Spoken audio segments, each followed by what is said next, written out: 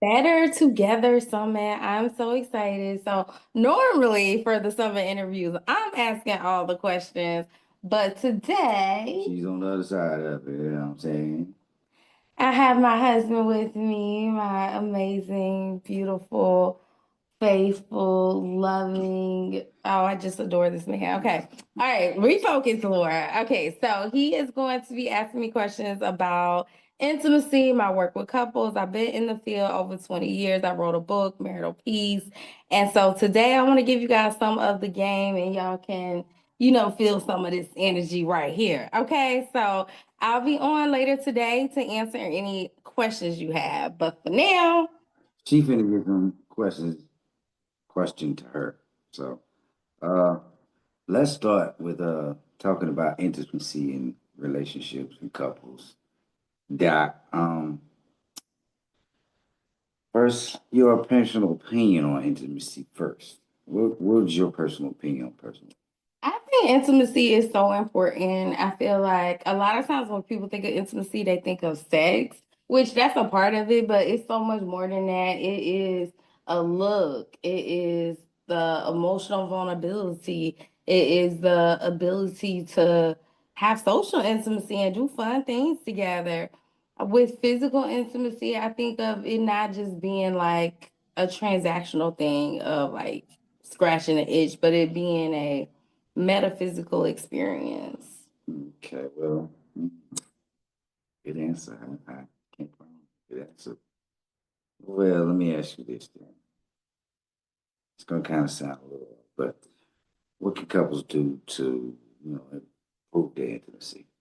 I think that one thing couples can do is to make um a intimacy menu, like what's on the table, what's not on the table, and really just talk about like what they like, what turns each other on, and have questions like, what can I do to love you better? Things like that I think can be helpful.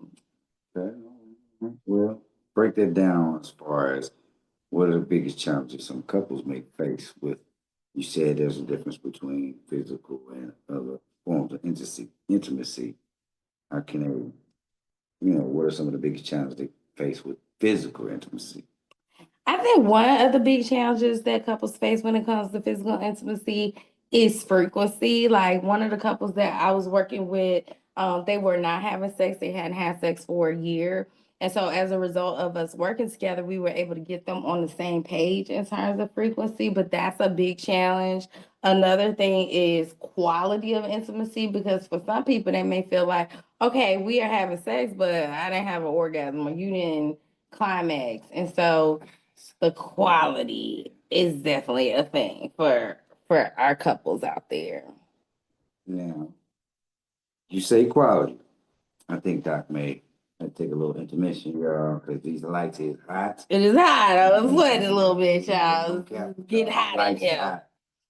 But what's another one? You say quality, you say frequency, you know, um, how do you get it going? Like, where's a starting point for couples when it comes to, physical? So one of the things that I see that comes up a lot is initiating. Like one person may feel like I'm initiating all the time. You don't ever initiate. And the other person may feel like they may not feel comfortable initiating. Maybe if they initiate, the other person declines or they say, oh, I got a headache or my back hurt, my neck hurt, my stomach hurt. And so if you are the one that's constantly initiating and feeling rejected, then you're not gonna want to initiate as much. So that's a conflict that couples sometimes have is who's initiating. Yeah, good answer. That is a challenge for couples, that go through that. I've seen that before in couples that people just like, well, who's gonna do what first? And that's even with dating too. Before a person even gets married, everybody who wants to know who. That go back to even when you was in high school and then middle school, who gonna kiss who first? You like me? Check. Yes. Yeah. Well, check. So No. that goes You back want to to even when you was a feel kid. desire. You want to feel like my person wants me. So that's one thing is initiating. And then how are you initiating? Are you initiating like just get on top of your mate and do your business like in color purple? Are you initiating in a way that there's foreplay? And it's a lot of times it is different for men and women. Like for women, I like to think of us like ovens that have to be preheated. And a lot of times for men, I like to look at men like microwaves, that it's just maybe a look or two and it's on, So these are things that we have to consider, gender differences. Okay, gender differences. Wait, dive deeper into that. So, like for men, a lot of times men can have sex when they're beefing with their spouse. For women, it's the women want there to be peace before they can feel comfortable having sex. So, are we emotionally connected? Did we just get into an argument? For a woman, that's going to be important. For typically for a man, they can end the fight by having sex, and women need to end the fight before having sex. So those are some of the gender differences that I see. And then for women, a lot of times it's a longer it's a longer time for them to get aroused, whereas for men, 1, 2 steps, 1, 2 hit a quitter, and the man ready to go like the microwave. So that's something that we have to recognize is the differences that exist between us and not expect your spouse to experience arousal the same way that you do. That doesn't mean something is wrong because it's different. Man, you good at this. You good. People, Well, they gonna start rethinking and re-strategizing some things in their intimacy physical.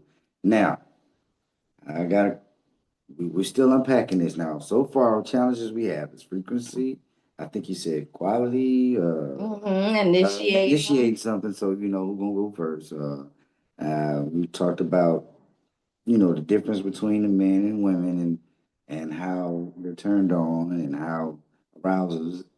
Uh, One thing we got to take into mind: everybody ain't without children. So some folks got kids. Yes. And all them kids not grown and out of the house yet. Some of them still babies, right, y'all? So how do they work? How they do a couple work around that type of challenge? These are real challenges that have to be taken into account. Like for some of my couples that I work with, the woman may say, like, I really don't even feel comfortable. I don't even get aroused just knowing that my kids are in the other room, or they may come and open the door and say, "Mommy, mommy." Just knowing that the kids are there is like, for some people, a turn off. So you want to make sure that you are creating the type of environment, the type of space that fosters physical intimacy. If you know that you're gonna want to have sex with your spouse this weekend, then why don't you get a babysitter? Y'all go out, keep things steamy, and make sure that you are creating boundaries with your children so that they not just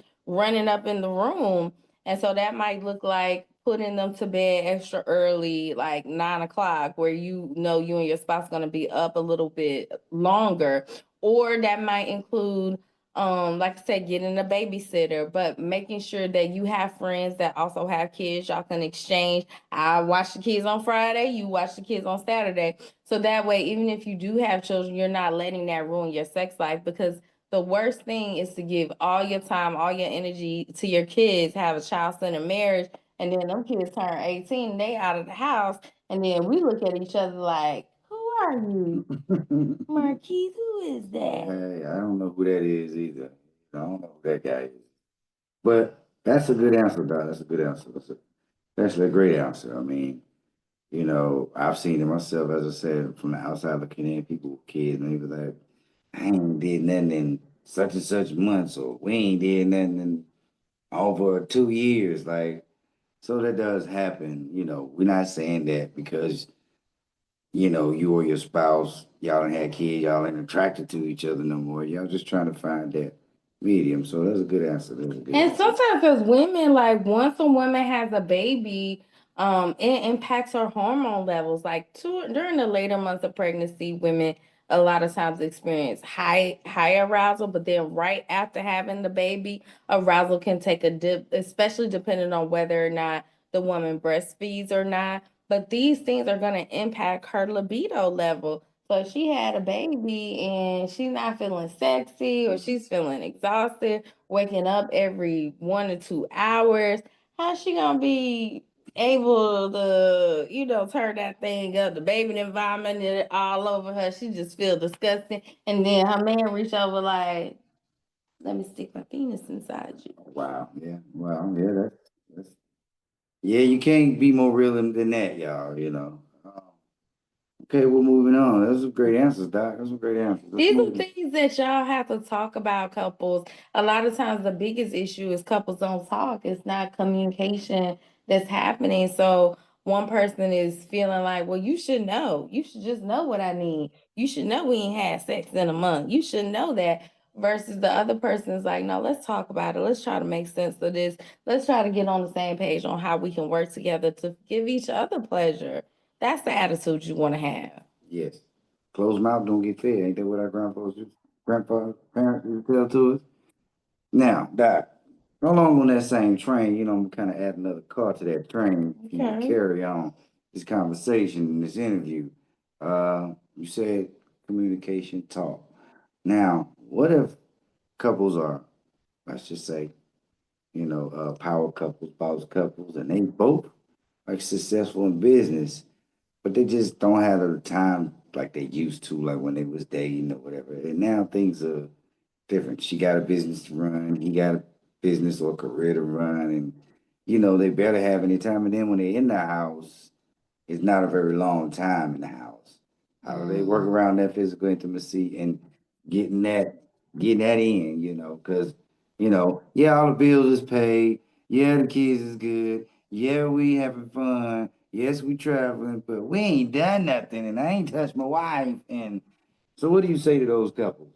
I say, you cannot let your business get in the way of sexual fulfillment, because there are couples who they are so busy, they're power couples. I work with music producers, actors. I work with people who are in affluent positions, and a lot of times like their life is so busy that they are giving everything to their job to the point where they're depleted by the end of the day. And then you have to ask yourself, what am I working so hard for if I don't have time to have fun, to take a trip with my spouse, to um, just go to the movies, or, do something where you're able to build social intimacy? Then how you expect them to be fireworks in the bedroom? We didn't even spend time together.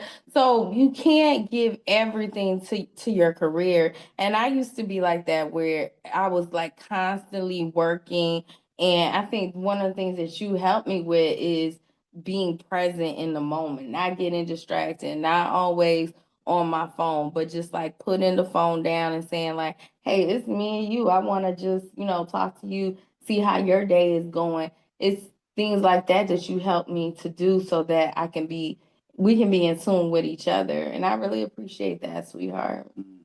Yeah, yeah, but that she's right, y'all, though, because if you not in the present with your partner, your spouse, you know, then they're gonna feel left out. They're gonna feel like, what they even in the picture for. They'll start to feel some type of it can go as far as regrets, sometimes.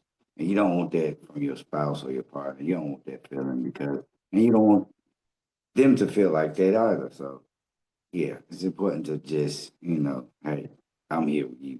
Let's just be here right now. We ain't gotta tell everybody what we doing. We ain't gotta be on social media. Hey, look at where we at. We gotta do all of that. Let's just be here with each other. And you know, I believe that it helps. Great answer, Doc. Great answer, Doc. We got a few more. And then we're gonna let the people, go digest all this good stuff that you give them. Let me see. Let me go through my questions here. Yeah, no. Okay, yeah, here's a good one. Okay. I guess this question will be direct for you. How do you help couples So, improve intimacy? Like, what's like if I'm coming to you, Doc, and I'm like, hey man, look, she ain't talking to me, or I ain't touched my wife or my husband. Act like I ain't attracted no more because we done had these babies, and you know, we always busy. We ain't never got no time for each other no more. So how you help them? How does Dr. Lewis, problem solver, how does she help? So one of the things that I do to help couples that I work with is do a initial assessment, and in that assessment we talk about things like sexual abuse, because sometimes that can impact like how a person experiences physical intimacy. Even if you're not aware of it, sometimes it can be impacting how you experience arousal and desire. I also talk to couples about the medications that they're taking, because sometimes the medications that you're taking, high blood pressure medication, depression medication, um, diabetes medication, these medications can impact your libido levels. So while you may feel like, man, I just lost my desire, I don't know where it went. If you are going through menopause and you're experiencing hot flashes, you might experience things like vaginal dryness. And so a big part of my work is assessing what is impacting on a physical level, on a mental level, on an emotional level, a relationship level, what is impacting a couple's sex life. Sometimes I've worked with some couples that are a bit older and they may have back problems. And so we may do something like one couple I worked with, they was like in their late 70s. And one strategy that we did, we just changed their position. I helped walk them through other positions that they can try that wasn't as much pressure on one spouse's back, and they were able to have more fulfillment. So sometimes it is long-term treatment depending on your sexual history and if you've experienced infidelity. Those things can cause longer term treatment. But sometimes it's just making a small tweak, an adjustment in your medication that has a huge impact on physical intimacy. Kick out, y'all. I just learned some stuff and some other things I want to watch out for as I get older. Like, oh Lord, I don't want to be like not being able to still be having fun with my wife. But it keeps saying back. It just man, I'm sorry. I like to make sure my wife is always smiling, and any people too, y'all.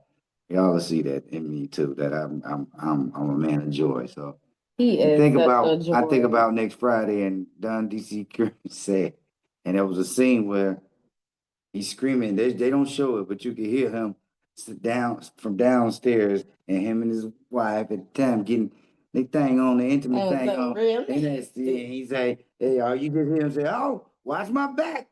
How you gonna throw out my back?" And so, what my wife is saying, I agree with her that yeah, just because you get older, don't mean you got to lose the spice. No, in Mm, fact, you have to be more, I think, conscious about creating variety and spontaneity and creativity. And when you approach it from that place of like, how can I love you better? What are some of your sexual fantasies? Like from a place of real openness and curiosity, then you can have an amazing sex life later in life. catch that, y'all, and just run with that. Your Say, latter years will be better than your former years. well, we just got a few That's more the questions. word. Got a few more questions, Doc, for you, and I'm gonna let you get out of here because I know you're a busy woman. Okay, sir. Um, let me see. Yeah, this is a good one. All right, now we talked about improving. We talked about different things and challenges that couples face, and we also talked about you know uh, what could we do to improve that. So now I'm just gonna dive just a little bit deeper. Let's get into detail about couple space and little things to that they can do in their bedroom to actual things that they can do to spice it up in the bedroom. Well, one of the things that you can do is create some variety, because the brain responds differently to novelty. We've had some brain scan studies that when a person is looking at the same thing over and over and over again, their brain gets desensitized to it. Whereas when a person is looking at something different, then the brain's neurotransmitters fire differently. So, how does that apply to sex and marriage? you can do some role play. You could wear a new fancy wig. You can try some different outfits, put on those sexy heels. Do something different to kind of get the arousal going in a new way because you want to keep it exciting and fresh. You can even go to a sex store to see, okay, maybe we could try this new like sex furniture or a swing set. It's so many different endless possibilities. Sometimes just a change in location can make a huge difference. Maybe we don't have to be in the bedroom missionary style every time, but we can go to the living room or the kitchen. Yeah, side note, nobody likes routine, boring sex. Nobody. I don't care how spicy you are, how non-spicy you are. Nobody likes routine and nothing. It's the same thing over and over. You get tired and bored with that. It's like going to a job every day that you don't like. Like, man, I gotta go again. I know what I gotta do. I gotta stamp these papers, mail them off, stamp these papers, mail them off, stamp these papers. You doing it every day. It's like, all right, God, I'm ready to quit this. Or I'm ready to find something else spicy about the job. Something, So yeah, but that's some great answers. What else would you say? Besides, variety and going to sex stores and role playing, what else would you say? Now, this is an activity that I do with my couples in counseling. So, sidebar, definitely check us out at atlantacoupletherapy.com. You can book a session with me by calling 404-496-8070. So, one of the strategies that I did with one of my couples that was really cool is we did a body mapping exercise. So, I said, draw a picture of a body. And then on a scale 1 to 5, rank order the areas that you would like for your spouse to attend to leading up to an intimate moment. So, like, say 1, maybe look at me in my eyes. Like, say a 2 is hold my hand. Say a 3 is rub my chest, or a 4 is lick my clitoris. Like, leading up to number 5, like going towards an intimate moment. And so this allowed for really fresh conversations because for some of the couples that I work with, they had never had a conversation about what they like. Sidebar. That's true because a lot of couples they just go into the action. They don't actually talk about what each other like. They just try to feel each other out and just think, okay, she like this or he like this. Every time I do this, it seems, and he really might not like it. He just do it because it's like, okay, my wife is pleased, but she want to do this new thing, and I ain't really with this new stuff. But so back to what Doc was saying earlier about talk about it, communicate with your partner, ask your partner questions. She's right about that. Like I said, you're good at this. Uh, a couple more, and then I'm gonna let you get out of here. Like I said, because your husband can talk, and the people out there in the land, and then every area wherever you tuning in and streaming in from, welcome on in to this. Let's see. You never talk about something that you know. I mean, you said locations and stuff like that, but it's one thing you left out. One thing you left out. Tell me. I don't know how I would say frequency or time of the day or like what can couples do or what to navigate. I guess frequency, and then we'll break down frequency how that works with the different partners. But for right now, just answer that. What would be agreed frequency or, what's the difference between frequency and the time of the frequency? So one of the things that I want you guys to be mindful of is that you might be a morning person and your spouse may be a night person. And so you want to be engaged in compromise, where compromise is not I get 100% of what I want all the time and my spouse gets 100% of what he That's wants true. all the time. But it's like, okay, how can we find a good balance where we both are feeling good about how often we're having sex or um the time of day, right? So maybe if one of you is more of a morning person, like in my marriage, like I'm more of a morning person, I'm excited in the morning, and my husband is more like a night person. And so in those cases, like where you have energy at different times of day, I would say compromise. And sometimes you focus on that. How you put it, morning wood, Yeah, the it's still some women out there don't understand that we don't control that. In the morning, it's just natural for it, man. We wake up like that. We ain't waking up just we want to just roll over and hump you like a Little little puppy. snoop little snoop doodle little puppy little yippy dog. You know, we just it's been that way since we was 13, 12. Some of us earlier, hit puberty earlier, you know. It's been So that to way. his point, it's like um you want to have variety. You want to have like sometimes we eat in the morning, sometimes we eat at night, depending on like what energy level your spouse enjoys. And then like in terms of frequency, sometimes I see that men have a higher frequency rate than a lot of my women couples. So I would say just kind of find a balance with that. Like one person may feel like, oh, I want it every day. I want us to connect. And the other spouse may feel like that's too much. Like once a week is good enough for me. So a compromise would be, what about every other day? And then also in terms of compromise, every time you have sex, it's not going to be this long, passionate love making session. Sometimes it may be more quickies. Sometimes it may be more longies. Sometimes it may be more middle of the road. But to imagine that you having this full blown hours of love making every single time is not realistic. And you got to think about your own schedule, your kids, your work, all of the other obligations you have to make sure that you are prioritizing sex. But you're also being realistic about what you can actually commit to. Wow. Another good answer. It Thank was just you. great detail. You know, I really feel you on the point of a person. You got to understand your partner. You know, you got to know because you know who you married, and if you don't, then hey, that's why you need to come to Atlanta couple therapy because you need some therapy if you just going out here marrying people all willy nilly. But Doc, yeah, that was great answer, and I'm pretty sure somebody out there got something from it. My last thing, you know, and I'm gonna send you off on your way into the sunshine. Um, do you have any parting guidance, anything you want to let the people know? You know, let them know how to get in touch with you. Let them know when they can get some good old game, good old repair, good old anointed repair. You know, from this. Yes. So my parting piece of guidance is this. Don't give up. Don't make a permanent decision based on a temporary situation. If you're in a place right now where you are in a rocky road in your marriage, or you even questioning, like, do we have what it takes to continue down the long haul? I would say definitely get some support. Go to AtlantaCoupleTherapy.com.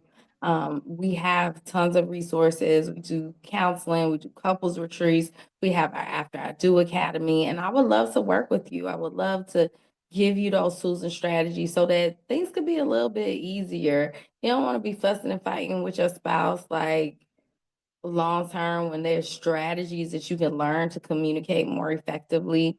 So I invite you to go to AtlantaCoupleTherapy.com. You can book a session with one of our coaches, Miss Jones or Mr. Stanton. And if you want to book a session with me, I have a relationship mastermind that we recently opened the doors for, where it includes all of our programming. It includes therapy, it includes our couples retreat, and it includes monthly group coaching sessions, so you don't have to grow alone. Will work for y'all. Well, Doc, we appreciate you doing this for everyone that needed it, wants it, and hopefully you give us some more soon. You know, looking forward to having another one of these. Maybe we're gonna get some testimony from some people out there about, man, Doc, boy, now my husband can't stay off of me because now he know how to talk to me. Now he know how to ask for it, you know. So on that note, y'all, Y'all be blessed. Have an amazing rest of the day. And definitely write in your takeaways. I would love to hear your takeaways. Please share it in the chat. Be blessed.